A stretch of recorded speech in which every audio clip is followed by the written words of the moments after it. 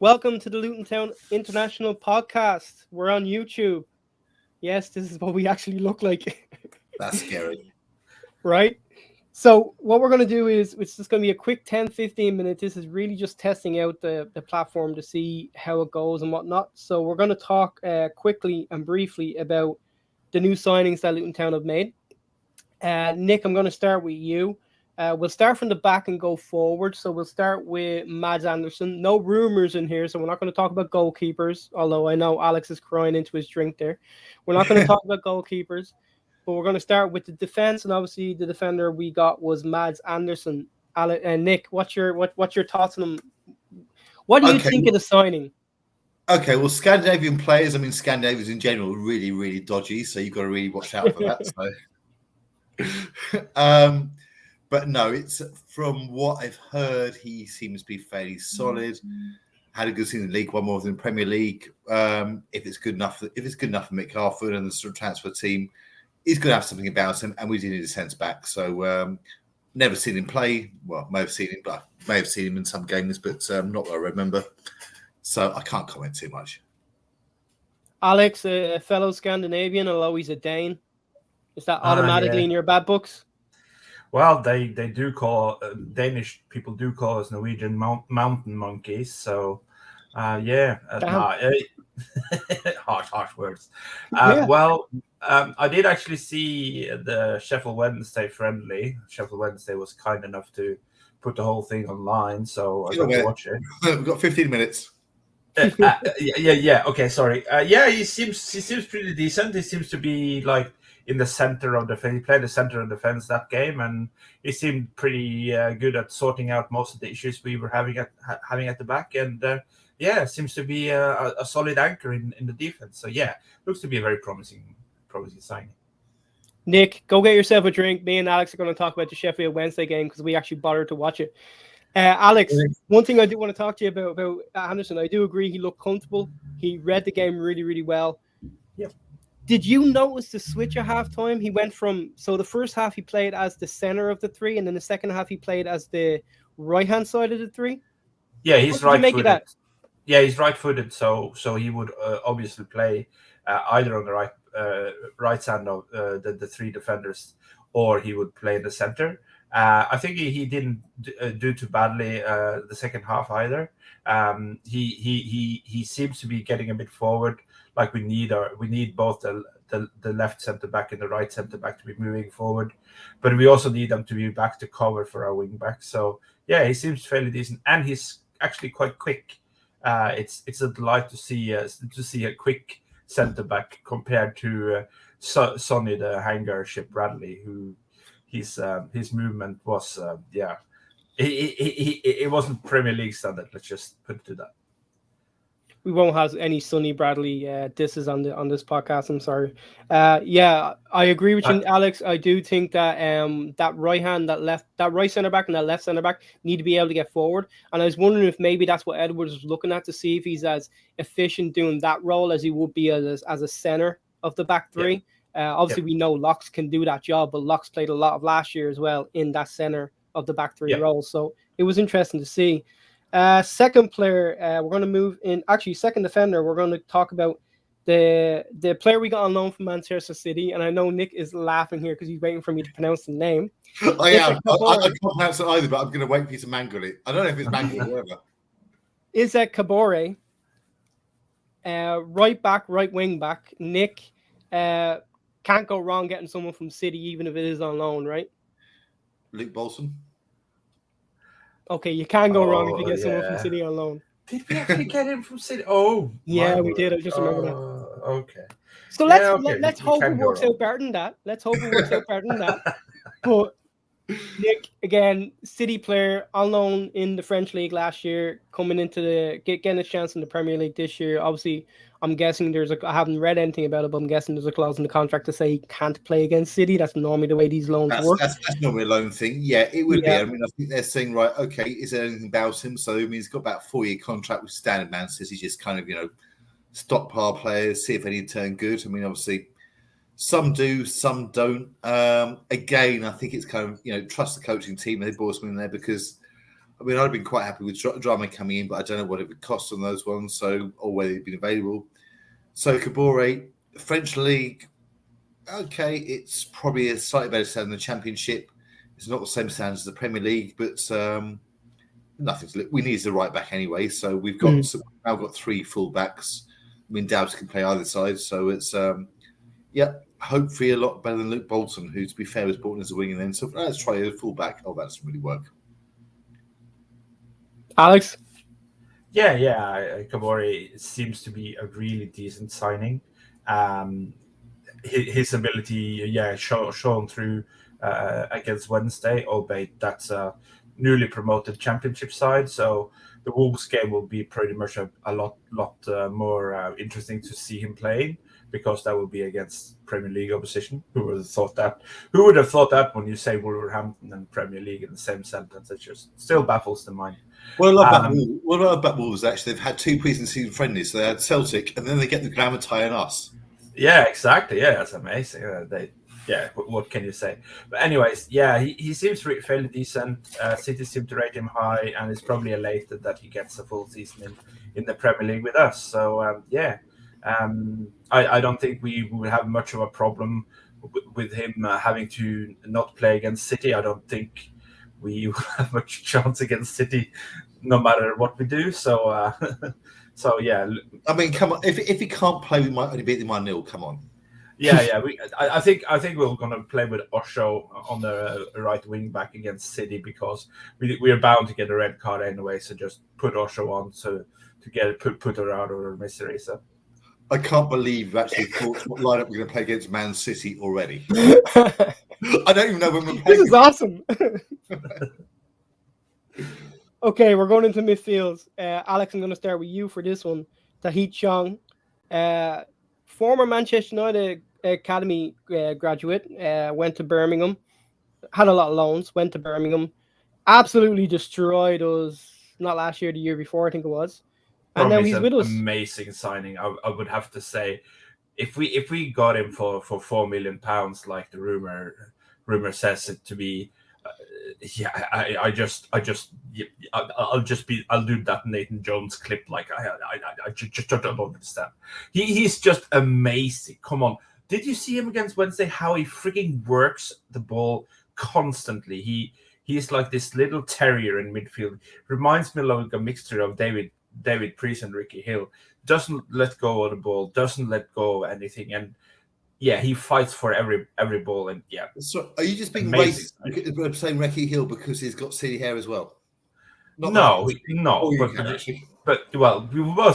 both seen Ricky Hill play, and also David Priest play. How they used to be terriers, getting the ball from the opposition and fighting the ball back. And Chong does the exact same thing, and he does it with confidence. And he has a good right foot on him. He does crosses really well as well. So this is going to be our first argument on YouTube, I think, because I was actually extremely underwhelmed by Chong against Sheffield Wednesday. I'm hoping there's a lot more to come. I felt he got pushed off the ball too easily. I felt like Wednesday just kind of, anytime the ball was kind of in the air or 50-50 ball, I felt he lost it. But the one thing I will say is I do agree with you. Very, very high press, very, very high energy, which is something that we're going to need if we're going to play that pressing game this season. And the other thing that I noticed as well is that Kabore, unlike Drame, likes to come in on his left foot and play balls in through the middle. When that happened, I noticed Chong a lot of the times went out wide on the right to give Kabore an option. Now, knowing that Chong was obviously at one point, and I think playing for Birmingham he might have been as well, a right winger. That makes a lot of sense because he's obviously going to have a decent cross in him as well.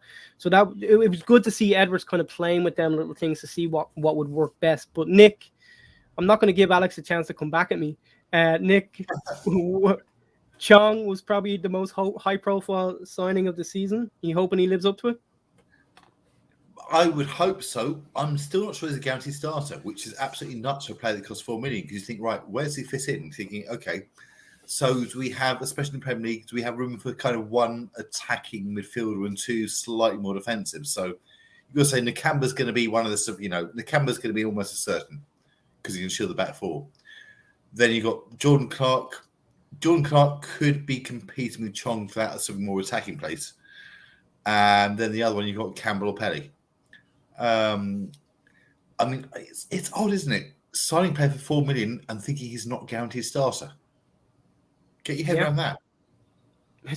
For most teams, it'd be normal business, but for Luton Town, I mean, $4 million at one point was our transfer record, and that was when we signed Chong, and it was broke a week later. Yeah, we broke our record 3 times. Ryan Giles, the latest signing, came on the second half against Sheffield Wednesday. Alex, are we going to disagree on this as well? I am excited about him as well. I do put a question mark on his defensive capabilities. I think the exact words were, he's a horrible signing. Yeah. Well, he's not a horrible signing per se, but I just don't quite see why we signed him. We have, at the moment, 29 squad players in the first team. Obviously, some players will have to go out, so I don't quite see where he fits in that big in the big squad we have now. Obviously, Alfie Doughty, I would believe that Alfie Doughty will be the starter left wing back when we start off the season, due to the fact that he got his shot in the championship and he deserved the spot once he got back from his injury. So, and me personally, I think Doughty's a better defensive wing back than Giles. So, and I have a vague feeling we will need our wing backs' defensive qualities in the Premier League a little bit more than their attacking qualities, because, well, it is the Premier League after all. But when I want to rest, like with the with like the stamp of £4 million, is that like a starting signing, or is that like a so does he absolutely have to start when we spend £4 million in the Premier League? If you look at the money in the Premier League, £4 million is pretty much peanuts for a player in the Premier League.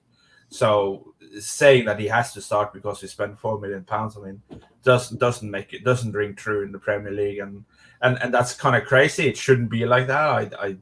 I think it's horrible.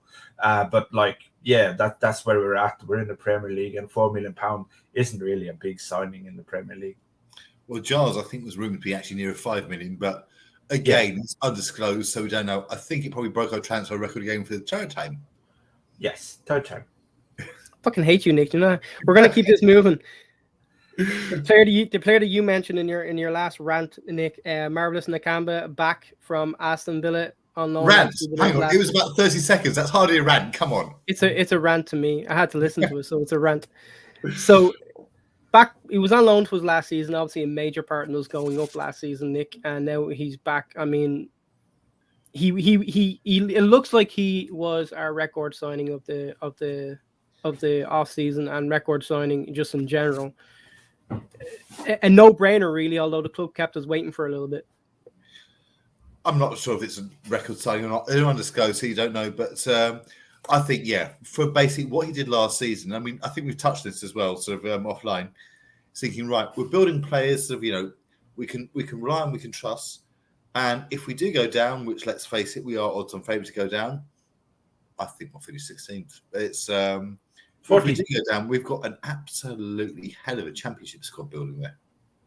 Yeah, and I think that was the main thing, is to get the squad together, because you would think that we talked about this offline as well. You'd think one or two players are going to show themselves decent in the Premier League and are going to move on at the end of the summer if we do go down. So it'll obviously give us enough squad depth there I know, Alex, you were just saying 29 players. I think you said first team squad right now, so it gives us a little bit of room to improve. Alex, are you counting Musgrave, that down. Pereira, etc. in that 29? Well, yeah, but they're currently first. You can't not count them in because they're currently is first team squad players. So that's where they are. We don't know. We haven't seen much movement on them. They obviously need to either be loaned out or sold if we don't want to count in the 29. But yeah, obviously they have to register 25 players, which is the squad amount we are allowed to have in the Premier League.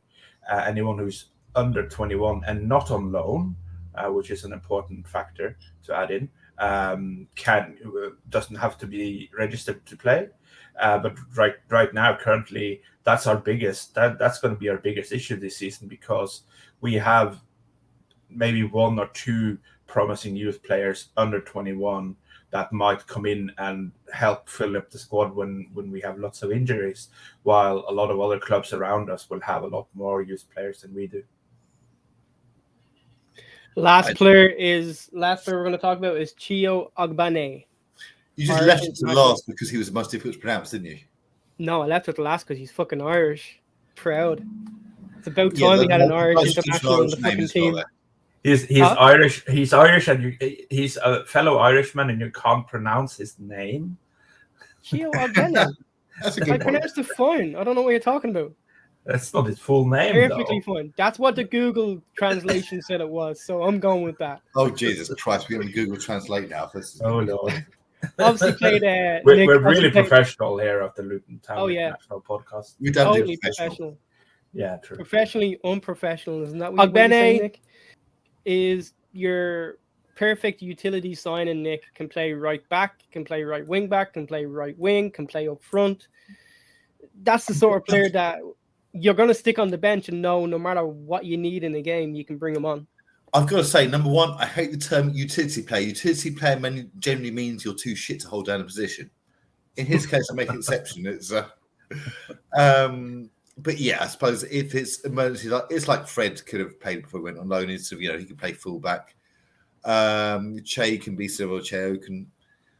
You can push him up front. At a push, you wouldn't necessarily call him a striker, but then again, he scored 4 goals to Ireland. That's more than they've managed in about 4 years, surely. Yeah. Especially under Stephen Kenny. Yeah.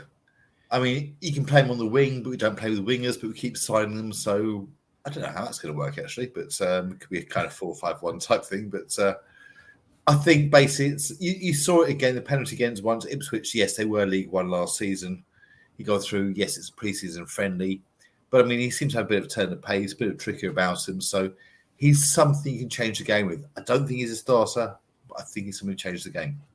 Yeah. Alex, I think from watching the Wednesday game, he's probably better further forward. That's my opinion. What do you think? Yeah, well, we haven't seen his defensive capabilities, but then again, I don't think he was signed for being the defensive player. I think that's that's for sure.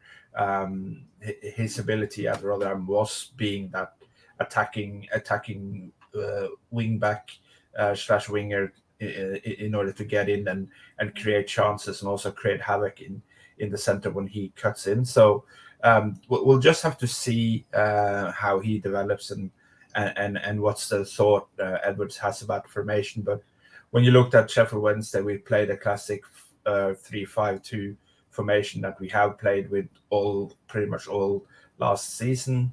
I think Wolves, we will see more of our formation when we play Wolves on Wednesday. That will be a really interesting game, I think. I might even get up at whichever clock we're playing that game. That's it. That's all the players. As I said, totally trying this out, see how it works. We are going to stick it on YouTube. Like, subscribe, comment, I think is what they say on there. So, whatever that means. Do not invite people to comment. Jesus Christ. Oh, God. All I ask is you keep it clean. Stu's going to not watch this and just throw up something on the YouTube comment. I'm relying on that. Okay. Maybe I'll disable the comments. It's probably a good idea. Thank you, guys. Thank you for watching the Luton Town International Podcast on YouTube.